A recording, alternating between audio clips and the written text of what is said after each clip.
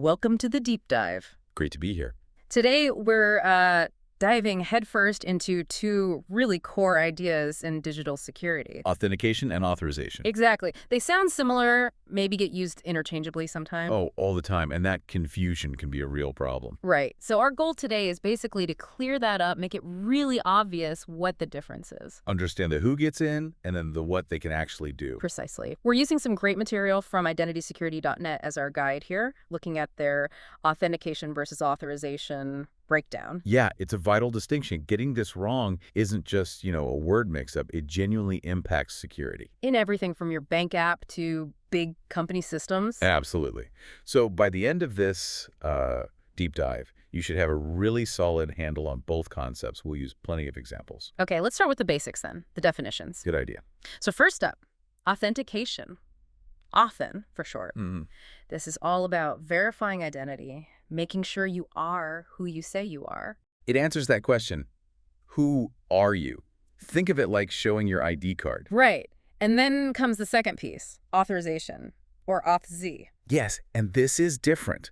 This is about what you're allowed to do once the system knows who you are. So this answers, okay, we know who you are. Now what can you actually do here? Exactly that. Authn-in is identity. Auth-z is permissions. They have to happen in that order. That sequence seems critical. Let's dig into their characteristics a bit more. Definitely. For authentication, often the focus is purely identity check. Nothing else. It has to come first. No way around that. Nope. And it relies on, well, credentials, right? Like username, password. Or biometrics, fingerprint, face scan, that sort of thing.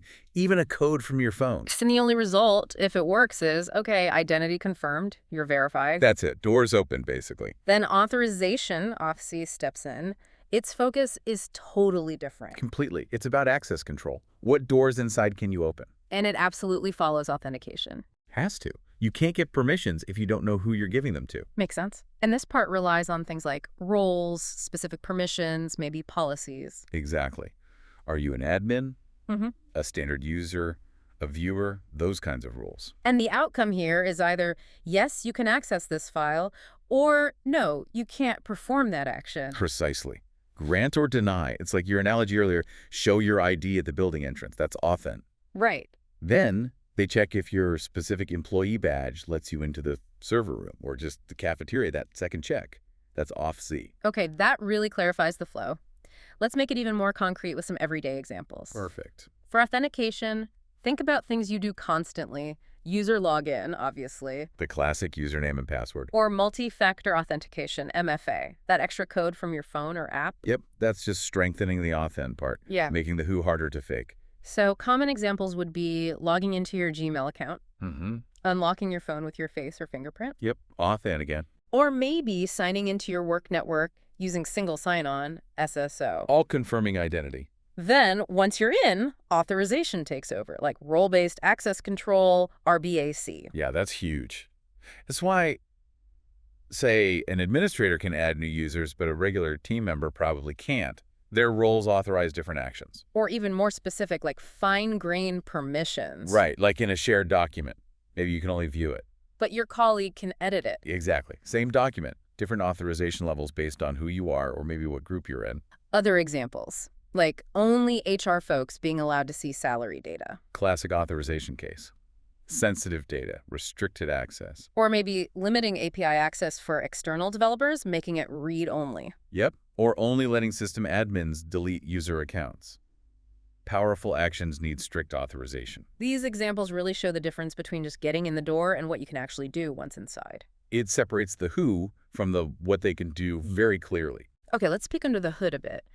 What technologies actually power this, the nuts and bolts? Good question. There's quite a bit going on technically. For authentication, you've got the basics like password systems. Which hopefully use hashing and salting, right? Absolutely. Crucial for security. Then you have biometrics like we mentioned. Fingerprint, face. Right. And protocol-wise, things like LDAP are common for directories. Lightweight directory access protocol. Yep.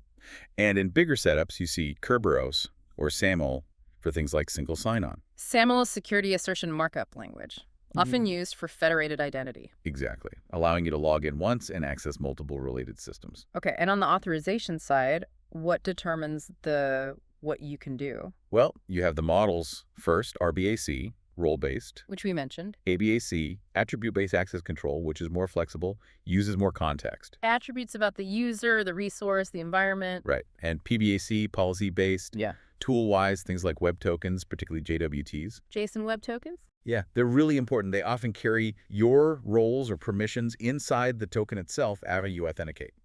So the system doesn't always have to check back with a central server? Exactly. Makes things faster, especially in modern distributed apps. And OAuth 2.0 is huge for APIs.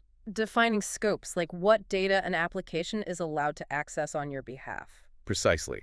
It manages permissions between different services. These texts might sound complex, but they're just the how behind making the who and what work securely every day. Okay, let's tie it all together with a full scenario. Accessing your online bank account. We all do this. Perfect example. First, you put in your username, your password.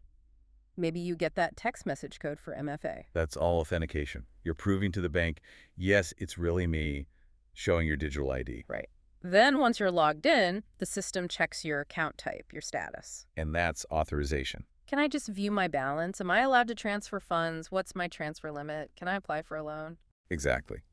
The system authorizes specific actions based on the identity it just verified and the rules associated with that identity. Or think about a big company's internal application.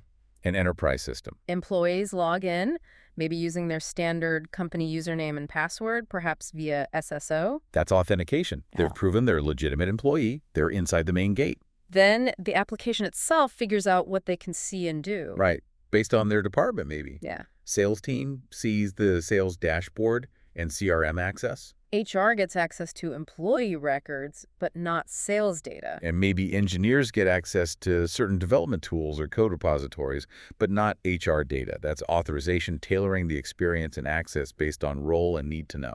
It really shows how they work together seamlessly, but they're distinctly separate steps. Absolutely. Both are essential for protecting information and controlling what can be done. So if we boil this whole deep dive down, the core takeaway is really simple, isn't it? It is. Authentication. Proving who you are. Verifying identity. The who's. Authorization. Determining what you're allowed to do once you've proven who you are. Granting permissions. The what. And just understanding that difference gives you, the listener, a much sharper view of how digital security actually functions. It's not just one lock. It's a two-stage process. And that leads to maybe a final thought for you to chew on. Okay. What happens if one part is strong, but the other is weak? Imagine a system with super strong authentication, biometrics, MFA, everything. Really hard to get in if you're not the right person. Right. But what if, once anyone legitimate gets in, the authorization is sloppy? Maybe everyone gets admin rights by default. Ooh, that sounds bad. One person gets in legitimately and they can suddenly do anything. Or flip it. What if the authorization rules are incredibly detailed and secure, but the authentication is just a weak, easily guessable password? Then it doesn't matter how good the internal rules are if anyone can just walk in the front door pretending to be someone else. Exactly. So think about the systems you use every day. Your bank, social media, work stuff. How are both Auth-N and Auth-Z working together, often silently, to keep things secure? It's a constant balance. It's a great point to reflect on. And the core ideas we explored today were drawn from some excellent material provided by Bert Blevins. Indeed. Well, thank you for joining us on this deep dive into authentication and authorization. My pleasure. Keep asking questions, stay curious, and we'll catch you on the next one.